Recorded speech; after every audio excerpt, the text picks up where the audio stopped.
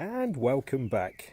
This is me giving a review after 2,000 kilometers of my BMW 750 GS 40th anniversary edition.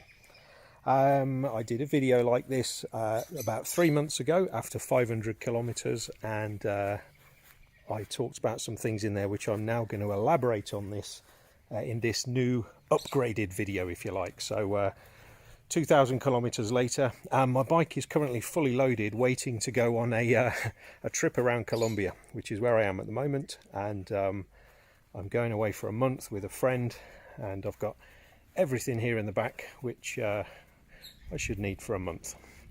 I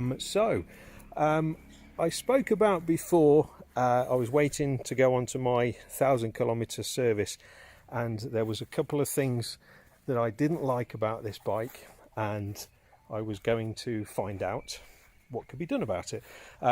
Basically, I was unhappy with the position of the brake pedal and the foot peg. I was saying before that I like it a little bit flatter, so you know, the brake pedal raised up a little bit.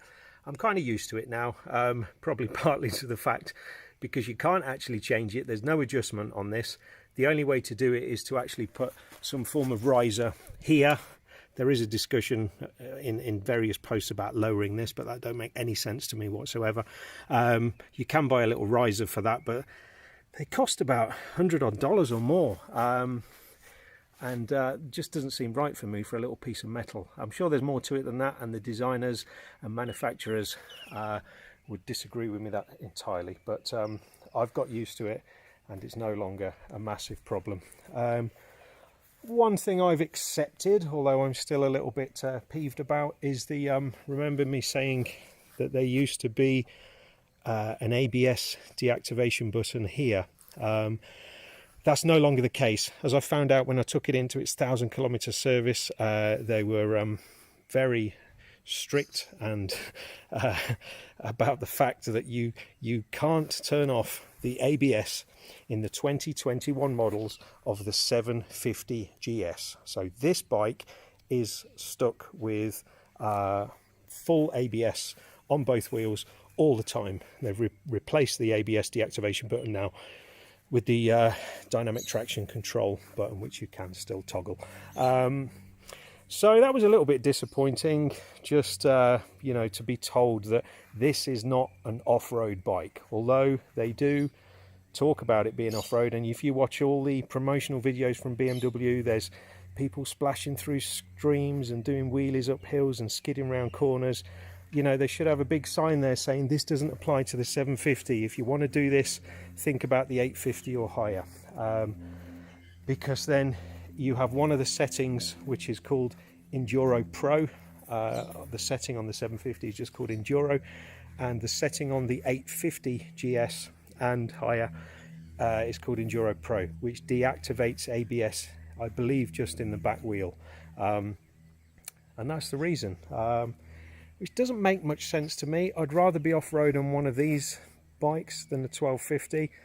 Okay, that might prompt some discussion, but it's not meant to. Yeah, there you go. That's just my opinion. I don't want a big wide tank of a bike in this country where I live. I just feel the 1250 is too much of an excess for what I need it for. The 750 is absolutely fine for me to go all over this country in pretty much all terrains, and do so comfortably. There's lots of bikes that do that kind of thing that are around the 300cc mark and adequately get around, and probably do it slightly more comfortably if they're falling over in the sand all the time in some of the deserts. Anyway, that's that, and they're the 2 points there covered from what I spoke about in the first video. And what's different about this one, I suppose, is just that I've got the bags loaded this time. So anyone thinking of buying one or has one, and you know, just perhaps thinking about adding some additional things, this is the setup for me. I like the Moscow bags. I researched types of bags quite a lot and decided the soft ones were good for me. I've got 25 litres on both sides. I bought the extra side pockets. They're kind of optional, so I bought 4 for each one, and also these internal pockets, whatever you call them, there's a name for them, so 4 of those as well. But I think I'm only probably going to be using 1 on this trip. That's just got emergency rations in there if I'm stuck and need a couple of meals. So that's all that's for. I can't think of any other uses for what I might need that for, or any other places to put them. So there you go. I've got one of these bags and 3 spare, but you know, each to their own. And that's it. I've just got on this side of the bike, I've just got things I might need to get to during the ride in the day. So you know, this is then the curb side or the sidewalk side or the outer traffic side for me. So I've got toolkit in there, spare fuel canisters, fishing gear should the need arise. I've got my waterproofs here for easy access as well, so not very exciting, and everyone will have their own preferences. A couple of other gadgets here. I've got my disc brake thing there, and I've also got one of these just undo it and show you, because I quite like this. I got bombarded with the adverts for it for some reason on Facebook or Instagram, and it's a lock for here. I thought, okay, why not? It's a deterrent, and give me a little bit of peace of mind if I'm wandering off at a lunchtime and I've left it in a town square or something. You know, no one's going to easily roll it away. Let me put that down there. I'll put it away later. And then in the top bag, the yellow bag, that's basically all my camping gear. So I kind of figure if there are any times where we're going to be sleeping outdoors, in that, I'm not going to undo it, and probably people aren't interested to see it, but you know, I've got a tent. I've got basically 2 setups in the bag, 2 separate bags in there. One is a tent setup, everything I need for that, so the tent and the poles and all that sort of stuff. And I've also got a bag that contains everything I need for a hammock setup. So I've got a hammock and a tarp and little bits and bobs, and everything else that goes with camping, all little cooking things and stuff like that. So that's all in there. So that's how I've got that organised. And on this side of the bike, which is the traffic side, which I shouldn't need to get into during the day, during a ride, and only unhook it from the bike at the end, is clothing basically. That's it. I've got a little, I always tend to have a little flask, reachable on trips. I like to have sort of coffee on the go, but that's it. It's just got a few bags in there with my clothes, and that's it. It's got a map and a couple of books on Colombia, kind of guide maps, and that's what I'm gonna live off. I saw a great video somewhere, can't remember, about a guy talking about what to take on a camping trip for what period of time, and this guy said something that really resonated with me, and I thought that's so true. He said, I'll, you know, regardless of the length of time I'm going for, whether it's 3 days or 3 months, I'll always pack for 3 days. And that kind of made sense. Obviously not food supplies and whatnot, but specific to clothing and camping gear, because he's not going to carry around a load of dirty washing. Just within a 3-day cycle, you get to kind of wash those clothes or reuse them a couple of times, because you're out on the road and who cares. And I thought that was very good. So with that philosophy, I've got everything loaded there that will last me a month, but at the same time, it's what I'd need at least for perhaps 3 or 4 days. And that's it. So hopefully this walk round is useful for anyone thinking of buying any of the GS models. Like I said, the 750, think about if you want to deactivate the ABS or not. If so, you've got to go 850 or above. The 850 is a little bit higher, so if you're around 5'9" or less, I would say, you know, the 750 is going to be fine. The 850, you're going to be on your tiptoes, but you can adjust. You can have a lower seat kind of package for that. And I did consider it when I was at the showroom, contemplating the two. But as I touched on before, the big higher engine wasn't the motivation for me. I was happier with the lower side. I'm just interested in touring, doing a little bit of off-road, but there you go. It's not an off-road bike theoretically, but it will be off-road. Let me mention just something about the tyres quickly, talking about off-road.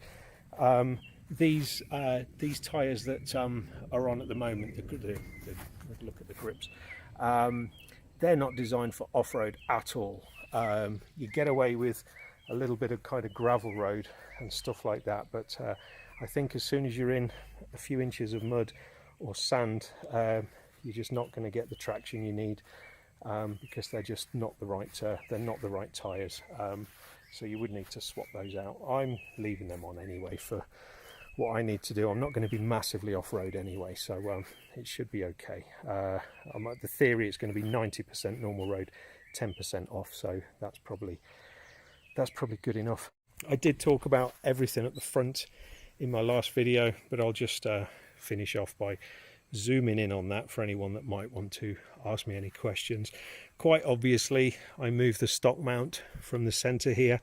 I bought a bracket, I think from AliExpress, which slots in the back. You can get them on Amazon as well. They're just a bit cheaper if you don't mind waiting a few more weeks.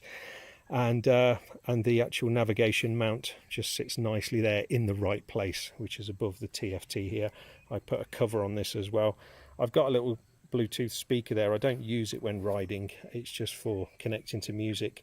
Times like this, if I'm doing any work on the bike, or when we're camping, it might be nice just to have quick access to some speakers without digging them out of bag. They're just tucked there out the way for now. If I think of anything else more useful that I might need to put there for more regular use, then I will, but for now it just sort of fits nicely, so I've just put that there.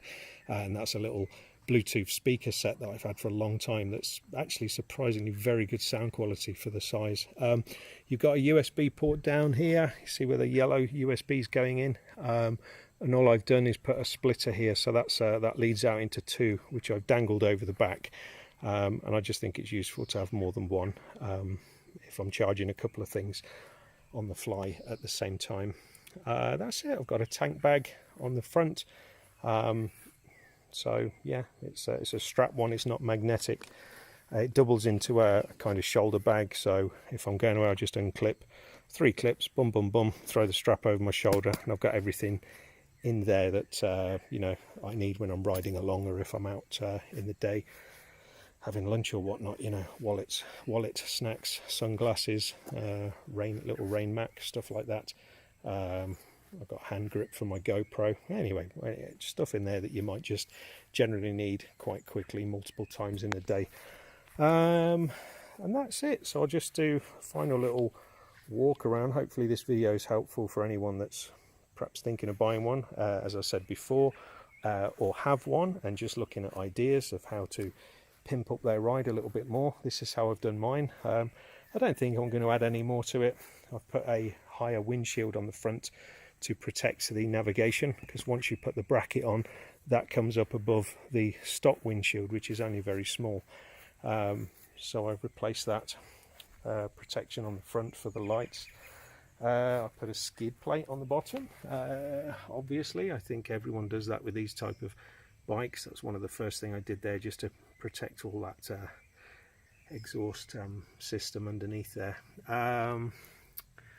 What else? Obviously the Moscow bags, I had to put the support brackets on there. They are Touratech pannier holders, and the bag slides off like that.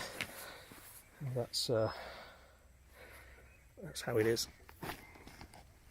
So there's my bag. So there you go. That's my bike anyway. That's how I've got it set up. Suits me for what I need it for.